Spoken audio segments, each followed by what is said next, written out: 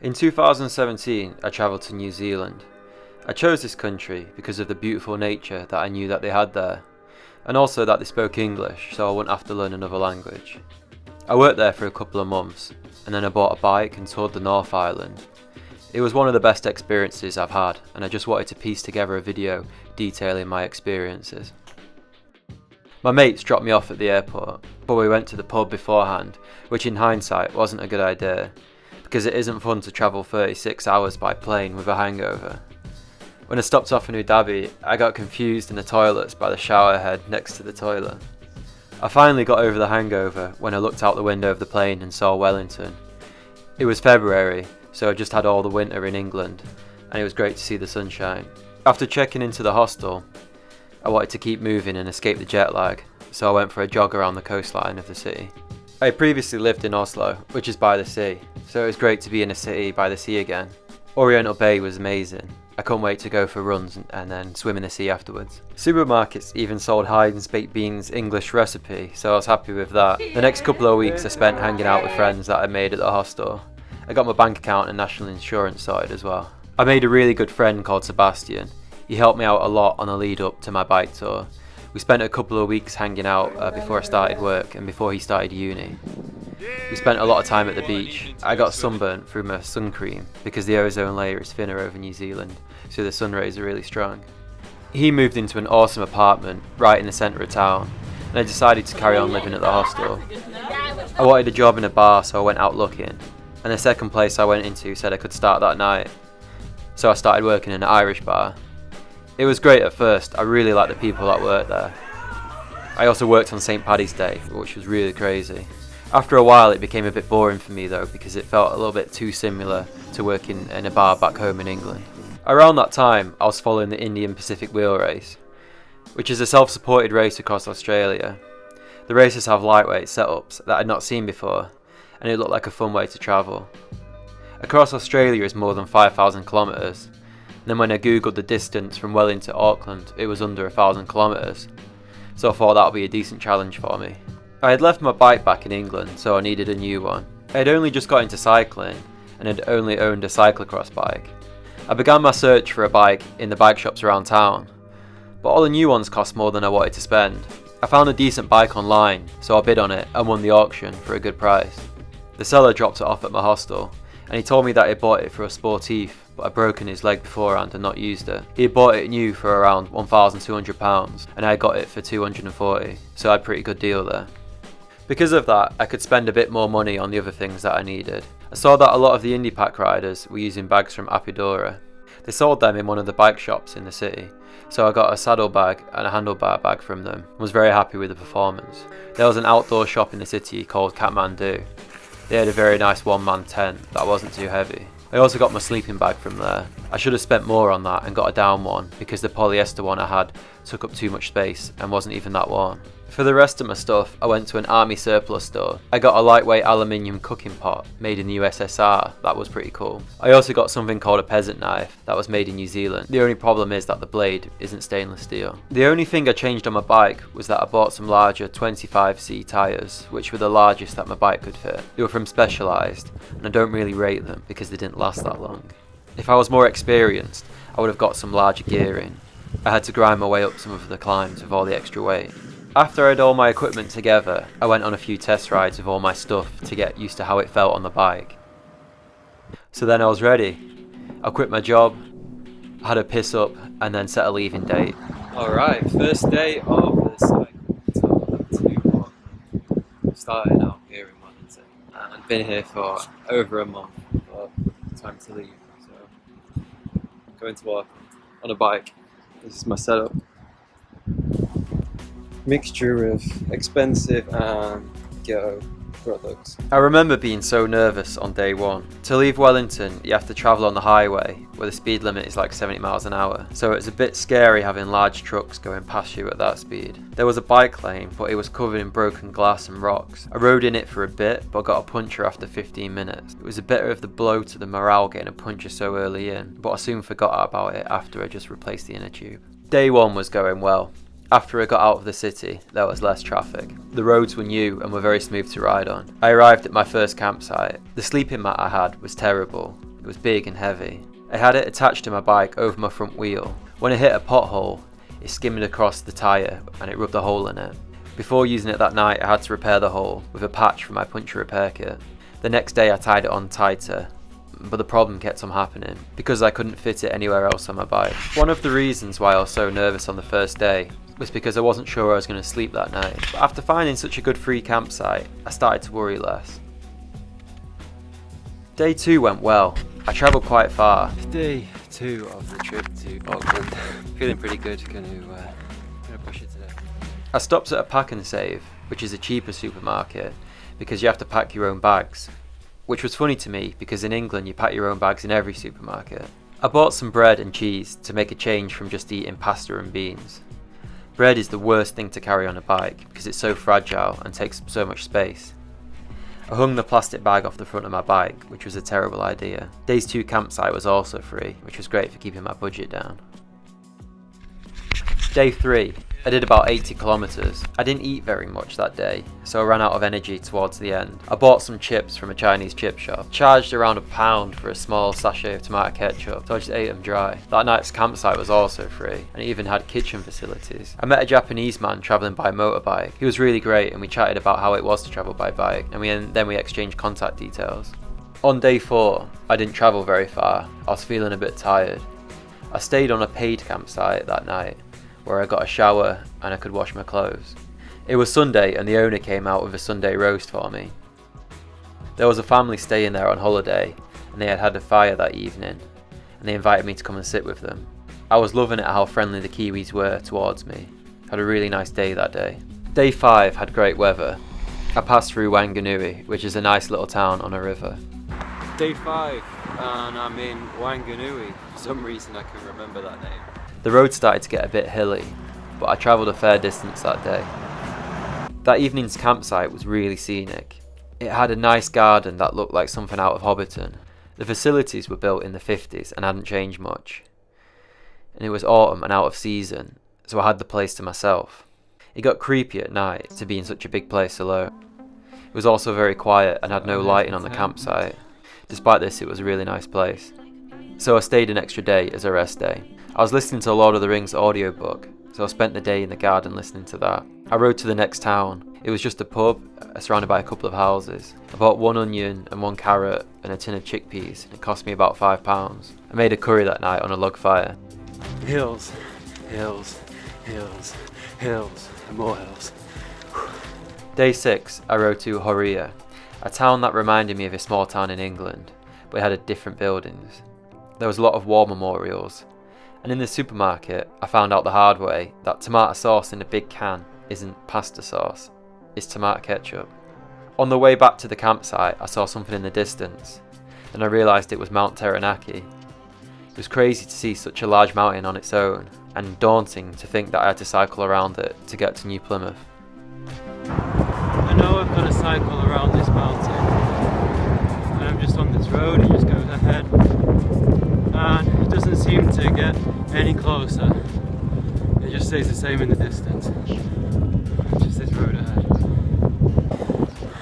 So I'm just taking it easy, enjoying myself. Today only going to do about 30 kilometers. It's too much headwind. But look at that mountain though. Imagine being stood on top of that. Day 7, I didn't really travel very far. I saw a free campsite that was a nature reserve. The gates to get in looked like something out of Jurassic Park. You have to go into a compound and check if you have snakes or rats on your car, because in the reserve they have flightless birds. It was a very scenic campsite and it was made better by a motorhome that pulled up by the side of my tent, and it had Wi-Fi without a password. On day 8, I made it to Stratford, which was a town that was cashing in off Shakespeare. The weather was getting worse now. I went to the supermarket and bought a beer, and the lady employee laughed at my passport picture because she said I looked like Ed Sheeran. I stayed in a caravan park that had a swimming pool, and that was really fun.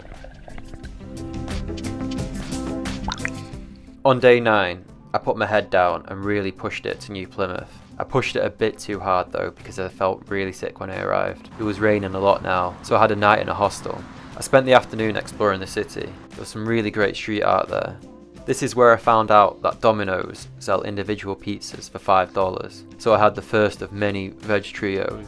I had a chat with some of the people that lived in the hostel, and they really enjoyed living there. They told me it was great for surfing. I could see that it was a really nice place to live in New Plymouth, but for me it was a bit small. Alright, day 10 I think, and it goes okay. I just get tired. I need some proper food, but I don't know, I guess I'm just being weak. I just need to get on with it. And I'm not doing so many kilometres a day, like 40, 50 maybe.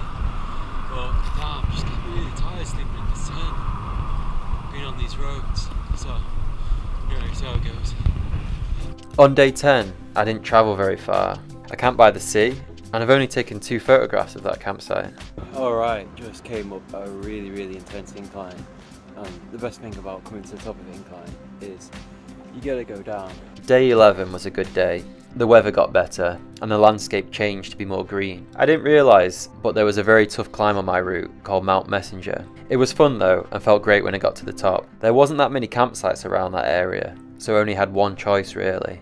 The coastline looked beautiful, but the campsite was rubbish. The common room was in a shipping container, and the toilets were a spider house from a zoo.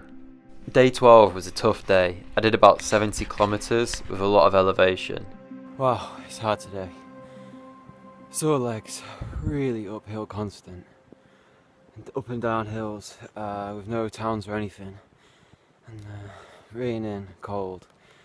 Whew, today's the toughest day. I arrived in Tikuti, the sheep shearing capital of the world. There was a free campsite just outside the town. It was a decent spot, but very busy. There was a lot of young people camping there in rented camper van. A German guy pulled up next to me in his camp-converted estate car, and we had a really good chat that night. Day 13 was really short. I just moved up the road. I was feeling really fatigued, so I stopped at a farmhouse, and it had a really quirky setup there. That evening the farmer came home from the day's work, and a few of his friends came over. One of them was Scottish, and he invited me to come and sit with them, and we had a few beers. It was a pretty good rest day. On day 14 I travelled to Hamilton, which is a university city. They have some gardens that are free to go in and have a look around. I was really interested in the Japanese one, and also the Maori one. I had a slice of pizza from Sal's, which had good reviews online, but I didn't think it was that great. So back on Highway 1 and on the way to Auckland, almost there now, and it's great, back on this big highway. It's just like being on motorway. Smooth roads and it goes straight, it's not up and down hills all the time. On day 15 I was back on the highways with nice smooth roads again. I made it to Tikawata, which is a small town that has a free campsite on it. It has a library with free Wi-Fi. The campsite was busy because it's free and it's the only one near Auckland. It was nice and peaceful until a local came and drove around the field doing donuts in his truck, playing loud music. He had his dog with him, and he threw its ball towards people's camps and let the dog sprint over, catch it, and then bring it back to him. I'm not sure that there's so much fun to be had in Tikawata in the evenings. And it's just coming out that comfort zone, and you have to do it every day because the comfort zone is in the tent and in the sleeping bag. The uncomfortable zone is sitting on the bike seat, so yeah, you just got to keep pushing yourself to come out of the comfort zone every day. Day 16 was an 80-kilometre stretch to Auckland. It was a great feeling to finally arrive. I felt a really good sense of accomplishment. I booked into a hostel and paid for 3 days outright. I spent the first day exploring the city and visiting a few food places. It should be like this in all cities. Cars, bikes. The next day I met up with Sean, a friend from England who I went to university with. He now lives in Auckland. I hadn't seen him for quite a few years, so it's great to catch up with him. On the third day, I contacted Takamasa, my Japanese friend that I had met near the start of my trip. He was in Auckland, so we met up and went for some pizza, and it was the best that I'd had in New Zealand. I had accomplished what I had set out to do. I travelled up the country from Wellington to Auckland. I researched how to get back to Wellington. The logistics and costs of getting myself and my bike by bus or train back to Wellington gave me a headache, so I decided to cycle back and see more of New Zealand along the way. I used the hostel's washing facilities to give my equipment a good wash. My shoes in particular needed a really good clean. I had a great time in Auckland. It was great to see friends that I'd already made, and also to have made new ones at the hostel, but it was time to set off again. So now begins the return trip. Just cycled from Auckland today. Gonna stay in the same campsite I stayed at on the way up for free, nice one. And it's going to be about 80-90k today, so good ride. First day on the journey back, I travelled back to the campsite that I previously stayed at in Tikawata.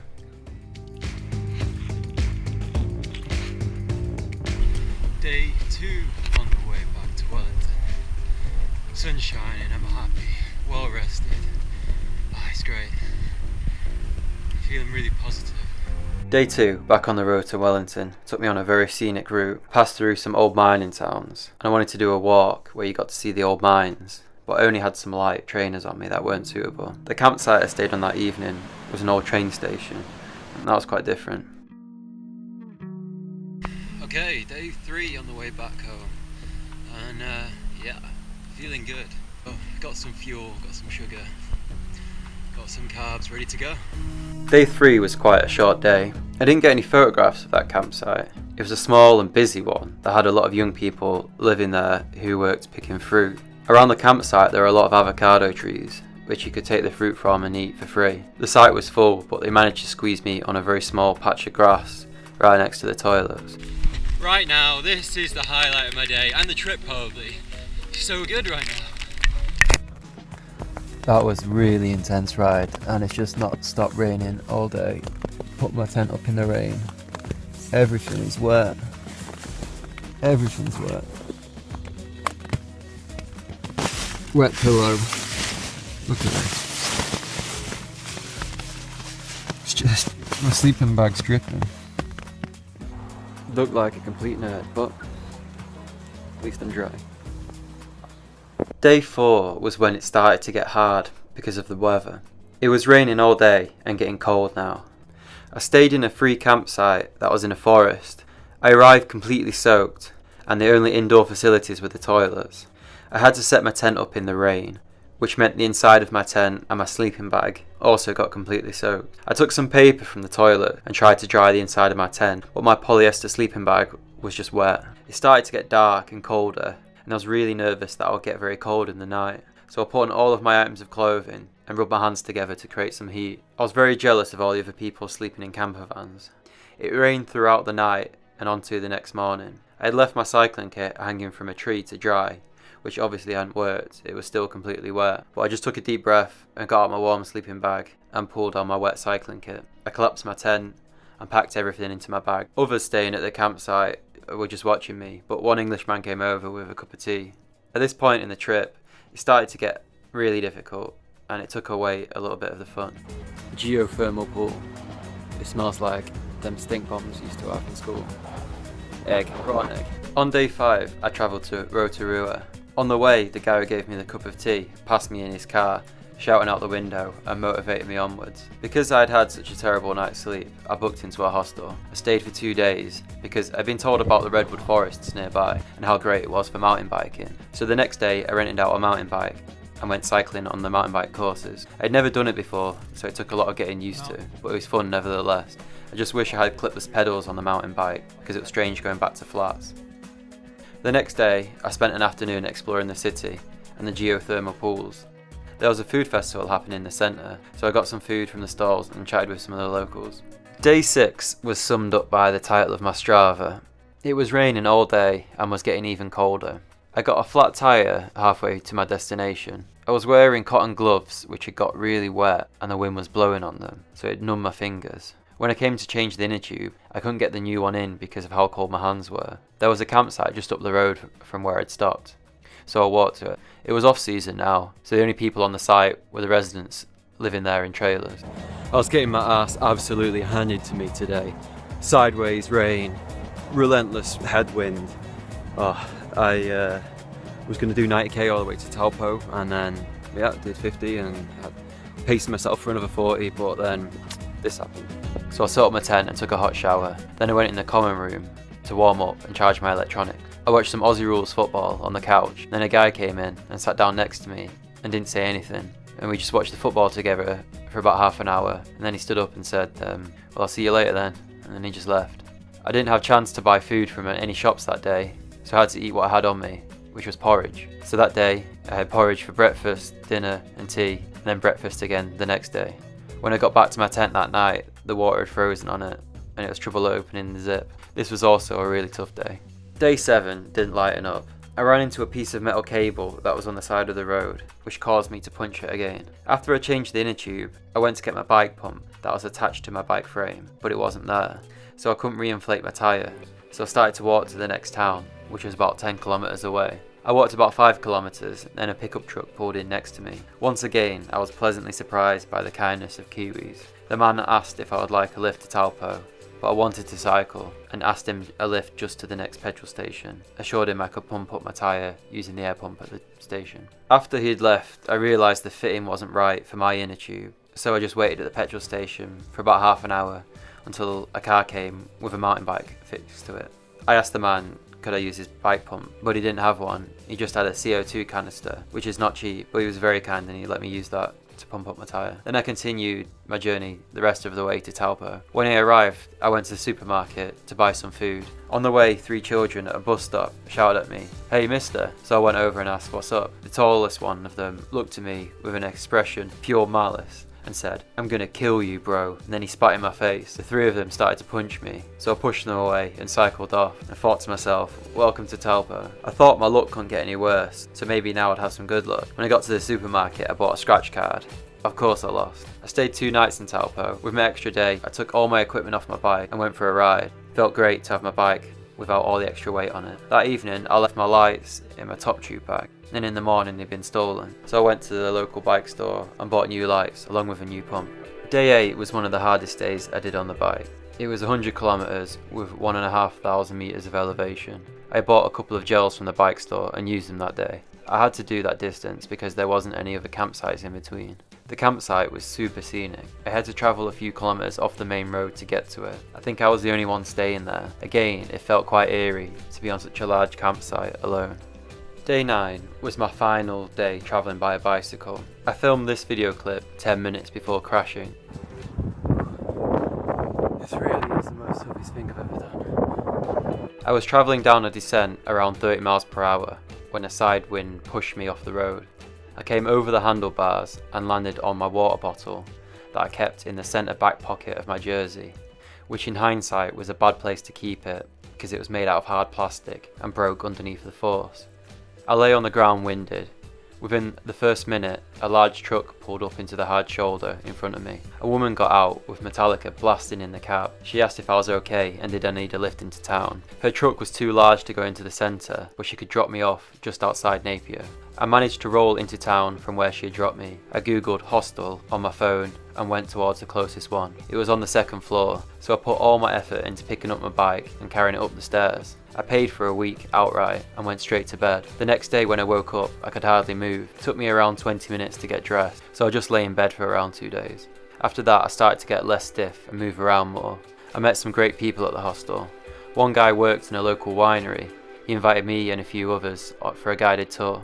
I spent the rest of the week exploring Napier and fixing up my bike. I was getting ready to set off again when a friend that I had made in Wellington sent me a message saying that he would be in Napier that week for work and would I like a lift back to Wellington. The offer was too good to turn down. With the pain in my back, I didn't feel I would enjoy the rest of the trip. I already felt accomplished by what I had achieved. I travelled 1,600 kilometres and had seen most of the North Island. I met some fantastic people along the way. I had been pleasantly surprised by the generosity and hospitality of New Zealanders. The journey I had done was the hardest thing, physically and mentally, that I'd ever done, and also one of the best things that I've ever done. For me, travelling by bicycle is the best way to really explore a country. It forces you to stop in places you would normally just drive past if you were in a car. This allows you to meet people you would never usually meet, and many times you can find greatness in unexpected people. You really get to feel the landscape, how hot it is, how cold it is, how dry it is, or how wet it is. You get to hear and smell the country and experience it in a way that being in a bubble of a car would not allow.